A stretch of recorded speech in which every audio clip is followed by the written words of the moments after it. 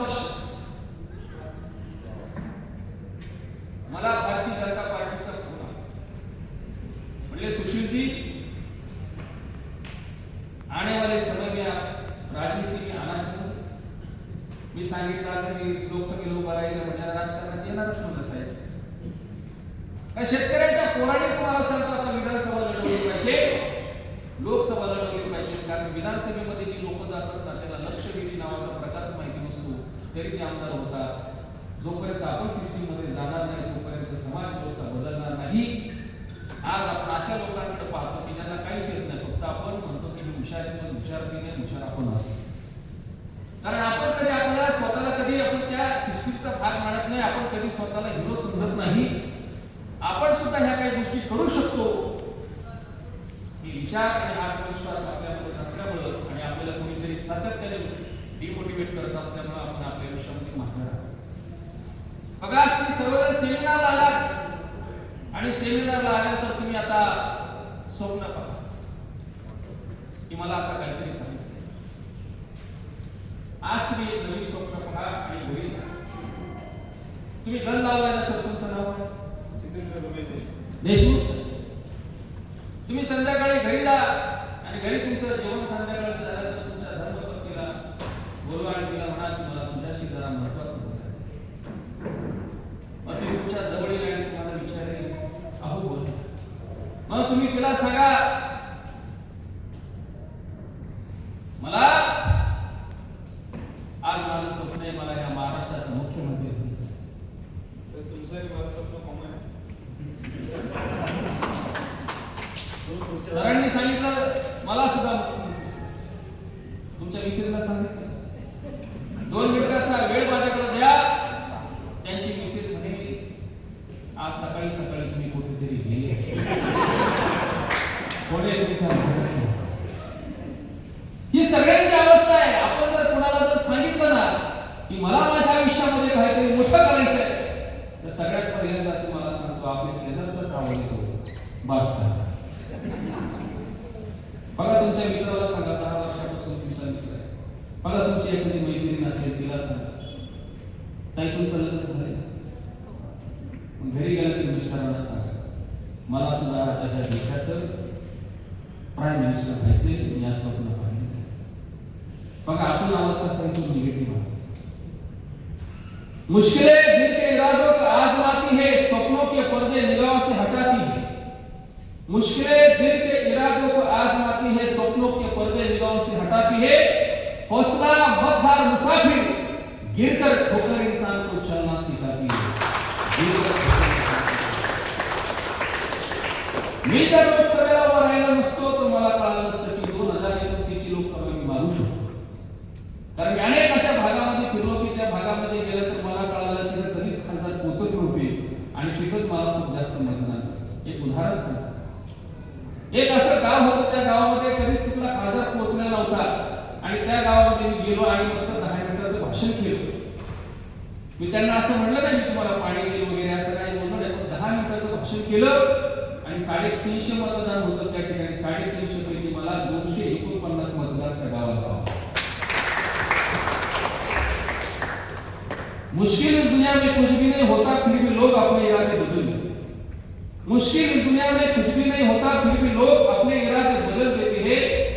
अगर सच्चे दिल से वो चाहत किसी चीज की पाने की, तो रास्ते की पत्थर भी अपनी जगह छोड़ देते हैं.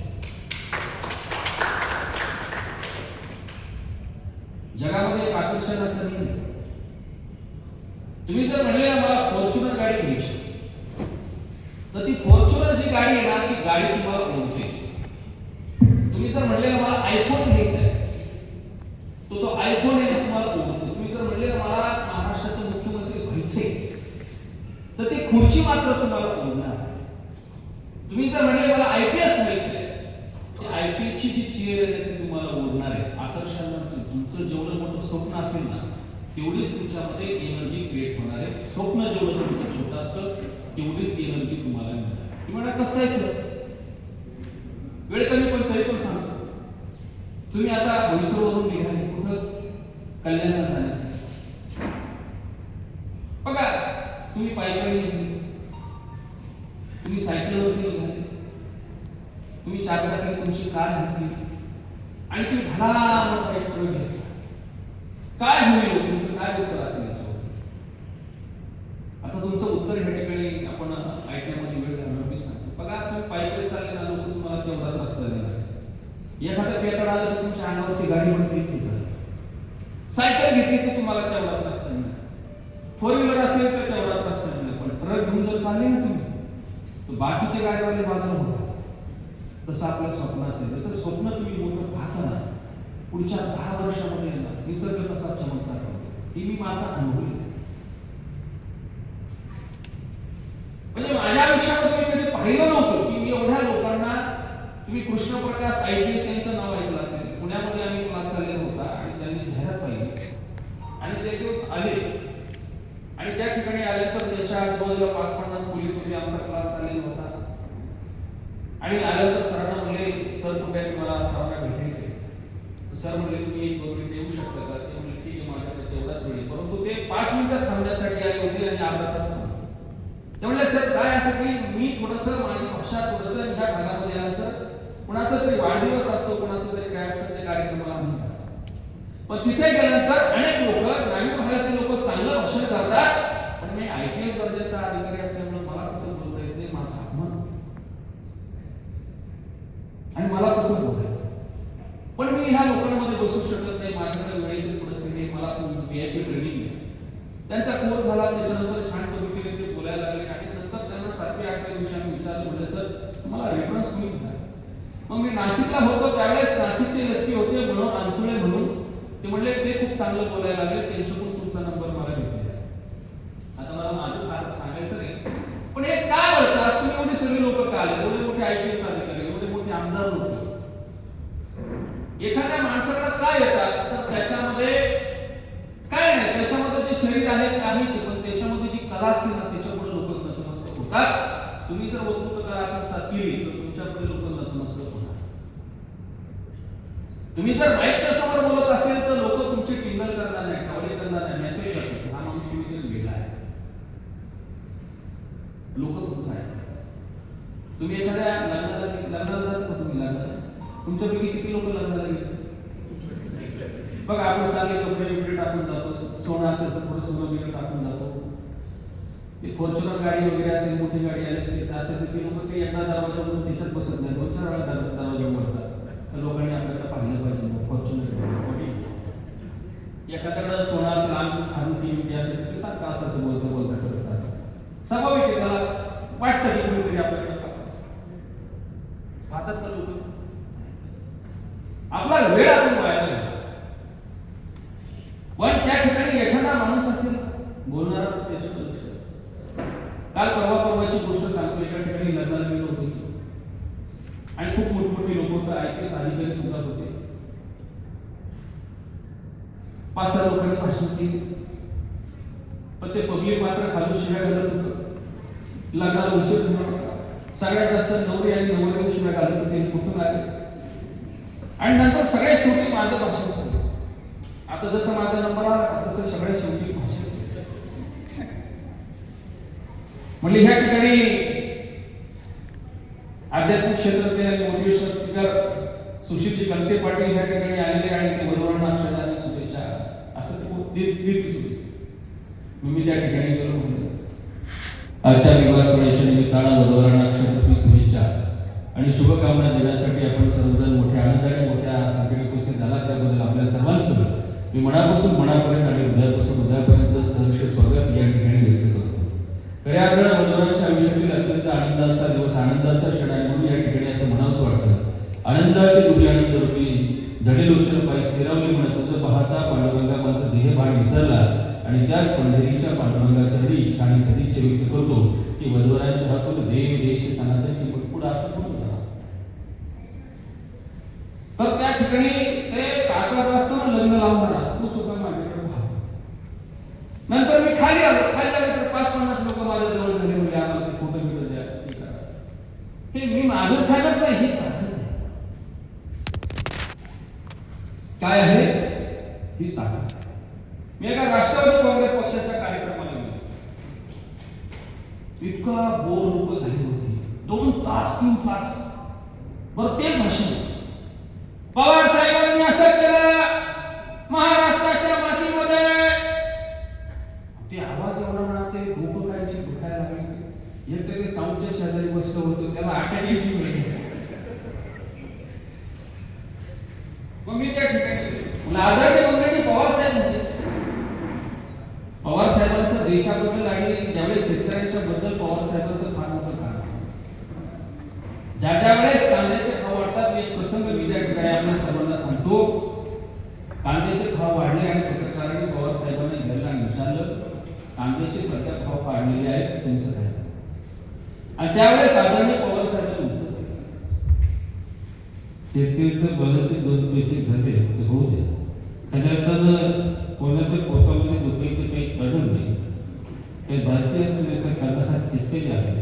तो जर गरजा तर खऱ्या देश केले आणि म्हणून आपण सर्वांनी शेतकऱ्याचा विचार करावा अशा पद्धतीची विनंती करतो.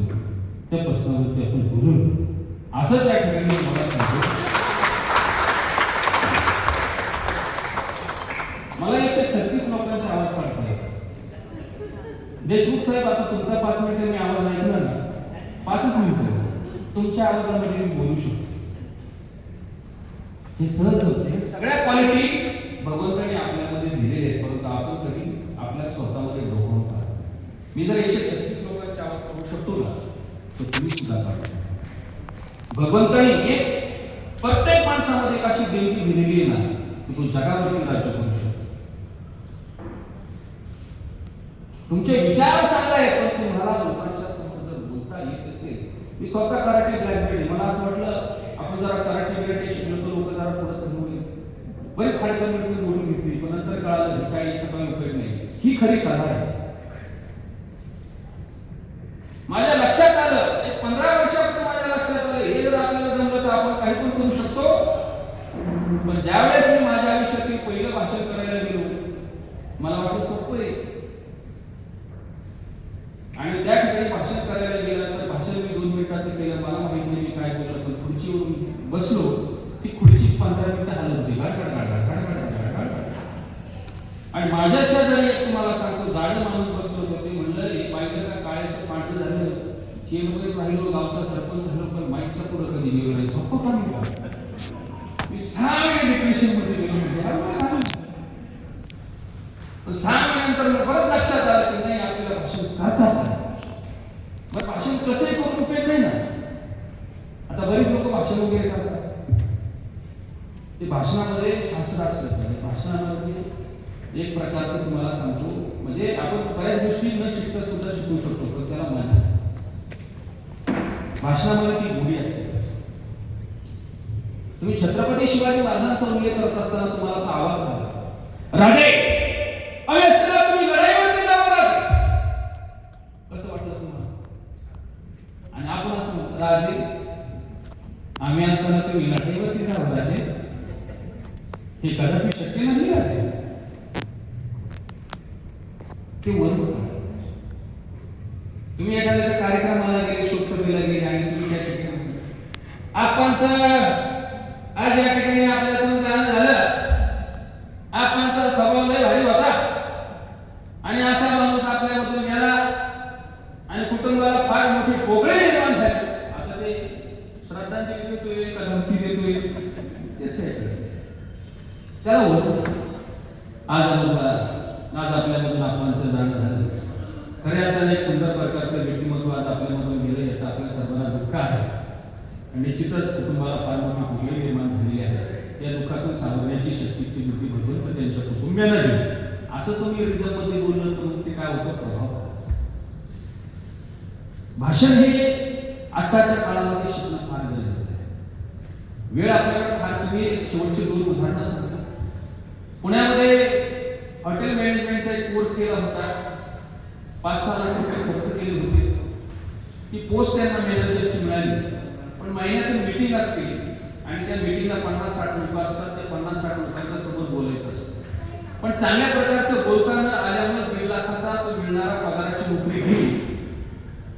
काय करायचं सुचत नव्हतं. विचार चांगले होते, नॉलेज चांगलं होतं, पण प्रेझेंटेशन जमत नव्हतं. 50 लोकांच्या समोर डान्साने बोलावं हे कळत नव्हतं. सहज त्यांनी जाहिरात पाहिली पुण्याच्या राजनीती त्याच्यानंतर त्यांनी चांगल्या प्रकारचा कोर्स केला. आज त्यांना चांगल्या ठिकाणी जॉब मिळाला, महिन्याला 2.5 लाख रुपये पेमेंट. असे अनेक लोक आहेत भाषण न करता आल्यामुळे त्यांचा जॉब केलेला आहे. असे अनेक लोक आहेत की भाषण न करता आल्यामुळे ती आयुष्यामध्ये मागे राहिली. आता या ठिकाणी तुषार सरांनी खूप चांगलं नियोजन केलं, पण हे सगळं करत असताना एक 4 ते 5 मिनिटाचं एक सुंदर प्रकारचं भाषण असतं की आपण कार्यक्रम कशासाठी करतो हे जर आपल्याला सांगता नाही आलं तर ते कार्यक्रमाचं काय होतं, संपूर्णपणे खेळखंडा होऊन जातो.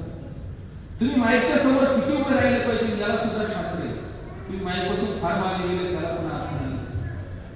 या सगळ्या गोष्टी तुम्हाला माहिती असेल तर तुमची स्टेजवरची जी भीती आहे ती भीती निघून जाते आणि तुम्ही एक चांगल्या प्रकारचं लोकांच्या समोर तुमचे विचार करू शकता. आज मानव फाउंडेशनच्या माध्यमातून तब्बल 20,000पेक्षा जास्त लोकांनी ट्रेनिंग घेऊन खूप चांगल्या पद्धतीचं लोकांमध्ये जाऊन मार्गदर्शन करत आहे. त्याच्यामध्ये पोलीस अधिकारी, PSI, जिल्हा परिषद सदस्य आहेत. यंदाच्या वर्षी जवळजवळ तुम्हाला सांगतो 18 ते 19 जिल्हा परिषद सदस्य निवडून आले आणि प्रत्येकाने सांगितलं की आम्ही मानवाचा कोर्स केला. त्याच्यामध्ये सरांनी निवडणुकीच्या वेळेस नेमकी काय बोलायचं ते आम्हाला सांगितल्यामुळे आम्हाला निवडणुकीमध्ये चांगल्या प्रकारचं मतदान झालं. आणि तुम्हाला सांगतो तहसीलदार आहेत आणि ग्रामसेवक आहेत. आपल्या मानव फाउंडेशनचे 16 आमदार आहेत. नाशिकमध्ये 4 आमदार की ज्यांना बोलता येत होतं, परंतु मतदारसंघामध्ये गेल्यानंतर आपण मतदारसंघातील लोकांसाठी आपण काय केलं हे जर व्यवस्थित तर मांडणी करता नाही की लोक आपल्याला विसरून जातात. आणि म्हणून तशा पद्धतीचं त्यांनी ते ट्रेनिंग घेतलं आणि आज चांगल्या पद्धतीने ते भाषण केलं. आज ज्या सरांनी तुमच्या समोर भाषण केलं ते 2 वर्षापूर्वी भेटले होते. ते म्हणले सर मला मराठी येत नाही, मला भाषण तर शिकायचं आहे.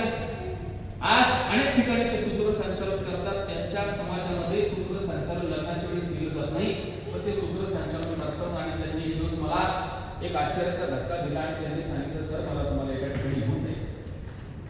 मला ते त्यांच्या सोबत घेऊन गेले आणि नानापेठच्या शेजारी तुम्हाला सांगतो एक मोठी हाऊसिंग सोसायटी आहे. हायफाय लोक त्या ठिकाणी राहतात आणि सरांचा त्या ठिकाणी 2.5 कोटीचा फ्लॅट कितीचा. आणि त्यांनी सांगितलं सर मला लग्नामध्ये सूत्रसंचालन करत असताना अनेक ठिकाणी कार्यक्रमाला जात असताना आणि माझा व्यवसाय फार मोठ्या पटीने वाढला. पूर्वी माझ्याकडे 10-15 मुलं असायची, पण आता माझ्याकडे 350 मुलं आहेत. मी कुठे कार्यक्रमाला गेलो की मी माझ्या व्यवसायाबद्दल सांगतो. माझा काचेचा बिझनेस आहे, माझा व्यवसाय एवढा वाढला सर 2 वर्षामध्ये 2.5 कोटी रुपये मिळाले आणि त्याच्यातून मी हा फ्लॅट घेतला. मला याचा विषय वाटला नाही, पण घरामध्ये गेल्यानंतर आपल्या घरामध्ये देवघर असतं, परंतु त्यांच्या घरामध्ये देवघर नाही. एक तुम्हाला सांगतो माझा फोटो आहे आणि त्या फोटोला त्या ठिकाणी सांगितलं फोटो मी घरामध्ये पाहिला मला अर्थ करून बोलला. एक मुस्लिम समाजाचा माणूस मराठी माणसावरती किती प्रेम करू शकतो. घरामध्ये त्यांच्या देवघर नाही, ते देवाला मानत नाही. तुम्हाला सांगतो म्हणजे देवपूजा करत नाही, त्यांच्या घरामध्ये मोठी आज तुम्हाला सांगतो हा कार्यक्रम या ठिकाणी घेतला. तुषार भाऊ किती मान लागले असते तर शनिवार रविवारचा आम्ही कुठं जात नाही. शनिवार रविवार क्लास असतो. केवळ आणि केवळ फक्त त्यांनी सांगितलं की सर आपल्याला भविष्याला जायचंय.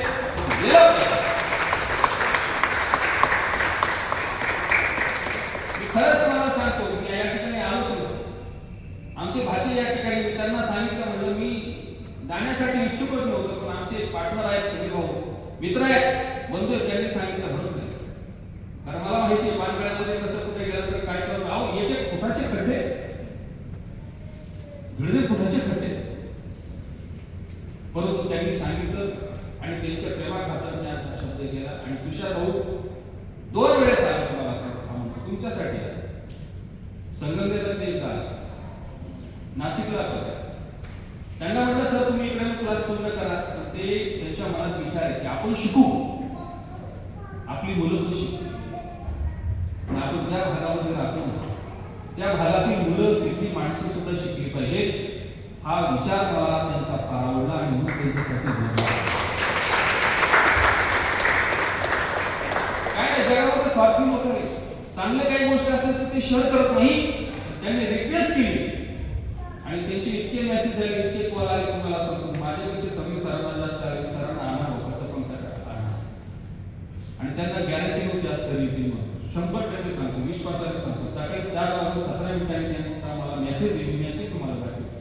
सर मला आशा आहे तुम्ही निघाले असतील आणि 10च्या आत तुम्ही या, पण मी 9:30 वाजता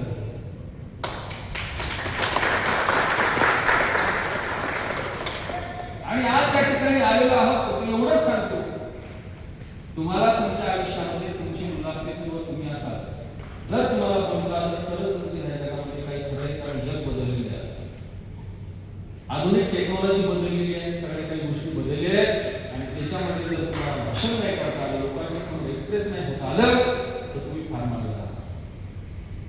आज कुठे गेला तुम्हाला सांगतो, एखाद्याचा वाढदिवस असेल, त्या वाढदिवसाला जाऊन बोलावं. या ठिकाणी विषयाच्या चिंतन सोहळ्याच्या निमित्तानं आपण सर्वजण या ठिकाणी उपस्थित झालात. आपल्या सर्वांचं सहर्ष स्वागत या ठिकाणी व्यक्त करतो. हा रिदम असतो भाषणामध्ये, तर लोक तुमचं भाषण आहे ते रिदम. अनेक लोक भाषण करतात, त्याच्यामध्ये रिदम असतो. कसे लोक म्हणतात, काही लोकांच्या आपण आता तुमचे मोठमोठे अधिकारी होते, किती मोठे अधिकारी, किती नॉलेज, मॅडम होत्या, पण त्यांनी मला बसून सांगितलं, म्हणजे सर हमको भी नहीं आता है, सर हमको भी सिखाइए, जाना पडता है. एवढा मोठा अधिकारी जर तुम्हाला सांगतो असं मुस्कळ बोलणार तर अपमान नाही. असे मोठमोठे अधिकारी असतात आणि म्हणून अशा आहे की तुम्हाला नेतृत्व कला समजून घ्या. आणि फार अवघड असं काय नाही, तुम्ही एकदा समजून घेतलं ना तर तुम्ही बोलू शकता. पण आजच्या काळामध्ये लीडरशिप जर तुम्हाला उभी करायची असेल, नेतृत्व जर उभं करायचं असेल, तुम्हाला बोलता येणं फार गरजेचं आहे आणि ते माईकच्या समोर बोलता येईल. एक गोष्ट तुम्हाला सांगतो, माईकच्या समोर तुम्ही काही बोलले ना तरी लोक म्हणतात हुशार माणूस आहे. खरंच जर माईकच्या समोर जर चांगलं जर तुम्ही बोलले ना तर लोक तुम्हाला डोक्यावर घेतील. डायलॉगची सुद्धा डिलिव्हरी कोणी ना खुणावते, कोणी ना वाट लाविते, दिशांत जाळे पेटले, शिरी आबाळ फाटले तरी ना घाबरायचे. कोणी ना खुणावते, कोणी ना वाट लाविते, दिशांत जाळे पेटले, शिरी आबाळ फाटले तरी ना घाबरायचे.